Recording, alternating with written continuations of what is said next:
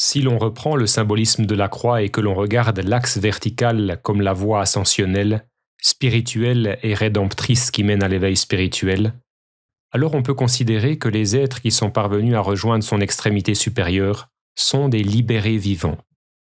Ils sont un avec la réalité absolue qui est Dieu. Leur conscience personnelle a été totalement transmutée, sublimée, libérée des complexes psychologiques formés par les impulsions contraires sur le plan psychique. En conséquence, leur conscience est définitivement affranchie des illusions de l'ego induites jusque-là par la connaissance du bien et du mal.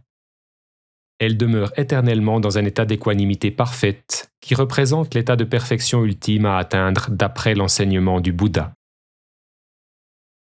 À l'extrémité inférieure de ce même axe vertical, on retrouve logiquement des êtres qui ont chuté aussi bas que leurs possibilités psychologiques leur ont permis d'aller. En psychologie, on parlerait de personnes atteintes de psychopathie. Du point de vue de l'occultisme, ce sont des personnalités démoniaques, des agents du chaos. Chez ces personnes, la moindre étincelle de lumière a disparu. Leur psyché est exclusivement pilotée par l'influence des impulsions contraires de désir et d'aversion. Elles sont entièrement dominées par leurs instincts, leurs passions, qu'elles tentent d'assouvir par tous les moyens possibles grâce à leurs facultés mentales souvent supérieures à la moyenne.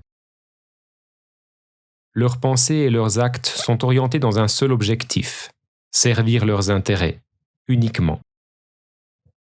Psychologiquement, de telles personnalités n'ont pas dépassé le stade de la prime enfance où, entre 2 et 4 ans, l'enfant est dépourvu d'empathie, de remords et de culpabilité. Elles sont restées bloquées dans la toute-puissance et ne fonctionnent qu'au moyen de cette connaissance du bien et du mal décrite dans la Genèse. Une évaluation purement personnelle où le bien se réduit à ce qui leur est profitable, utile ou plaisant, et le mal à ce qui les contrarie ou les dessert, dans un égocentrisme et une amoralité poussés à leur paroxysme. Cela signifie que ces personnes n'ont pas de conscience morale, comme l'a fait remarquer à juste titre le docteur Martha Stout dans la préface de son livre The Sociopath Next Door.